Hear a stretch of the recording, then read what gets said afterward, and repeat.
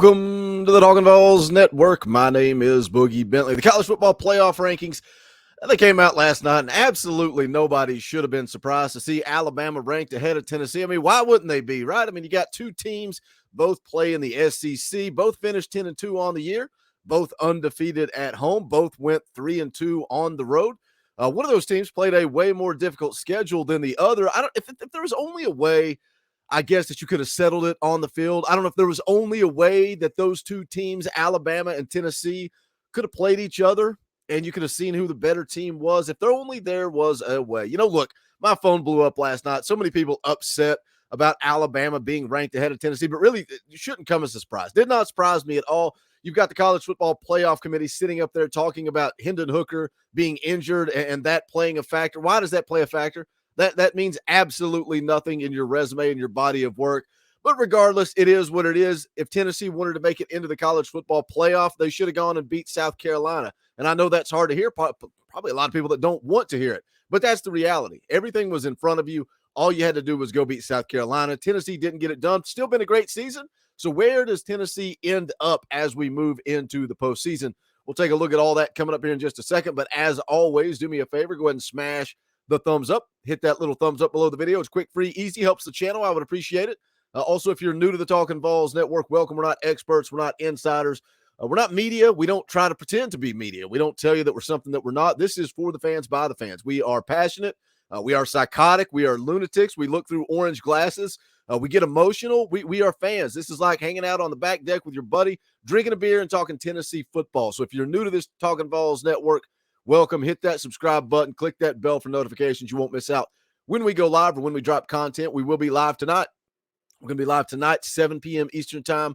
Myself, Dauber, Vols, JP, going to get on here, talk a little bit about the postseason, maybe talk some of the college football playoff rankings, and then just kind of recap the season as a whole. But again, live tonight, 7 p.m. Eastern time. Let's jump into it. Going to go through a couple of things here real quick. This is an article from on3.com written by Grant Ramey. Bowl projections, two possibilities for Tennessee coming into focus. Goes on to talk a little bit about Tennessee wrapping up the season, winning 56-0 over Vanderbilt. Some people say, Boogie, why do you care? Why do you get excited over a Vanderbilt win? Well, it's not necessarily the Vanderbilt win. It's how they responded, how they bounced back after the South Carolina loss. You had a lot of talk about locker room chemistry and divide and what was going on there. And it's good to see that football team respond and put a beating on Vanderbilt. And then hear Josh Heupel talk about the culture. Here's some of the players talk about the culture and how they're united. I think that was a big rebound. I think that was a big statement game for Josh Heupel. I talked about going into the game. If they lose to Vanderbilt or they struggle against Vanderbilt, do you question Josh Heupel? There's a big red flag go up around Josh Heupel. And what do? They come out, they respond and put a beating on Vanderbilt to wrap up the season 10-2. Goes on to say here, 7 national outlets are projecting an Orange Bowl bid for Tennessee, matching the Vols against Dabo Swinney and his Clemson Tigers after South Carolina upset Clemson 31-30 on Saturday, ending the program's 40-game win streak at Memorial Stadium in Clemson.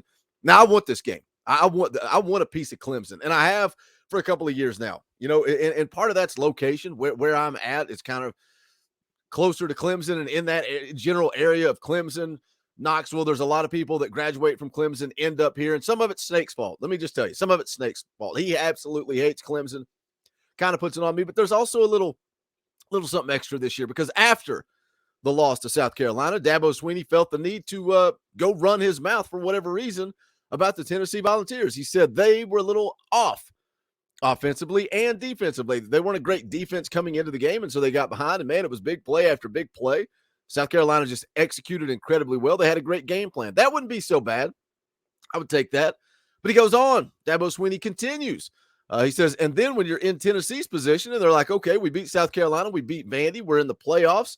They're flipping burgers at the house and having a cold drink, watching the championship weekend and wondering, what are we? Are we 3? Are we 4? Where are we going? Are we in Arizona? Are we in Atlanta? And next thing you know, you forget you got to go play. But I think you just got to give all the credit to South Carolina. I think they just flat out kicked their butt. Well, a week later, they took care of you too, Dabo, so don't worry about that. But I think that gives you a little bit of a storyline going into this thing.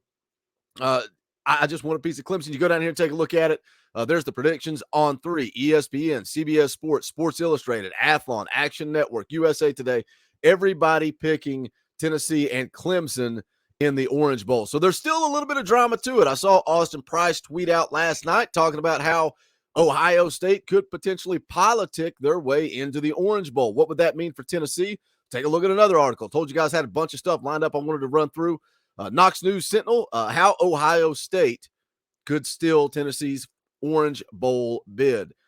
Says here Tennessee football to the Orange Bowl isn't a done deal, and Ohio State could be the reason why. Says here they are a potential Rose Bowl selection as the number 5 team in the college football playoff rankings. They would be the top ranked Big Ten team outside the playoff if the rankings hold following conference championship Saturday. It says here the Rose Bowl selection guidelines do not force the bowl to invite the Buckeyes to Pasadena, California. The language gives the Tournament of Roses the freedom to choose a program when multiple teams from the same conference are clustered within several spots of each other in the rankings. Says that opens up the Rose Bowl to select the team from that cluster that will result in the best possible matchup. So it goes on to kind of lay out how that actually works. Ohio State played in the Rose Bowl last season. They beat Utah 48-45. Penn State is the number 8 team in the latest rankings and has not played in the Rose Bowl since 2016, but the Nittany Lions in the cluster situation parameter. So who does the Rose Bowl want? Would they choose Penn State over Ohio State? Because if they did, it goes on to say that Ohio State would end up going to the Orange Bowl, which gets the remaining highest ranked team between the SEC, Big Ten, Notre Dame, etc. So that would then put the Vols to the Cotton Bowl with an at-large selection against a group of 5 opponent, and nobody wants to see that because right now Tulane is the highest ranked group of 5 team that Tennessee could possibly play. Nobody wants to see Tennessee go to the Cotton Bowl and play Tulane. Nobody wants to see that. I don't know what the line would be there.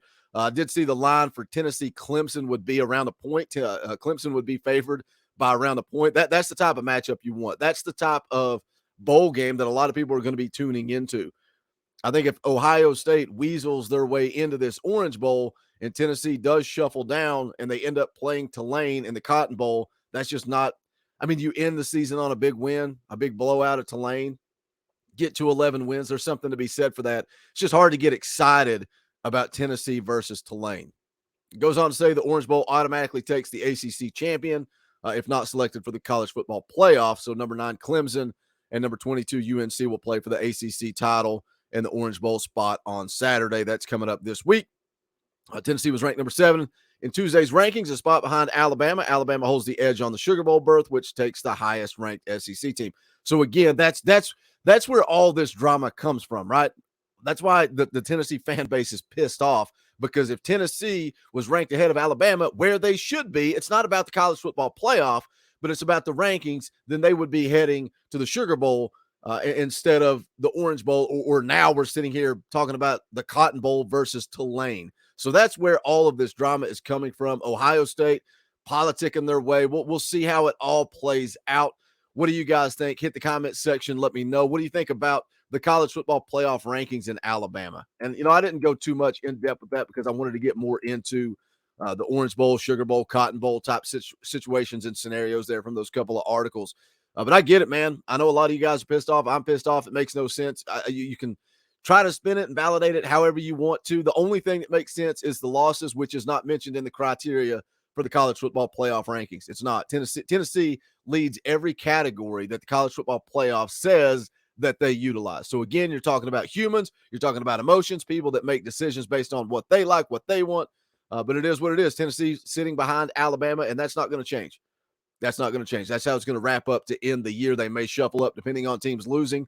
Alabama is going to be ahead of Tennessee. It is what it is. We knew it was coming. But hit the comment section. Feel free to vent. Let me know what you guys think. If you have not done so yet, make sure you smash that thumbs up on the way out the door. Go check out the official merchandise of the Talkin Vols Network at bonfire.com/store/Talkin Vols. We appreciate all the support you guys give this channel. Don't forget tonight, live 7 p.m. Eastern time, myself, Vols, JP, and Dobber. Should be a fun show as always.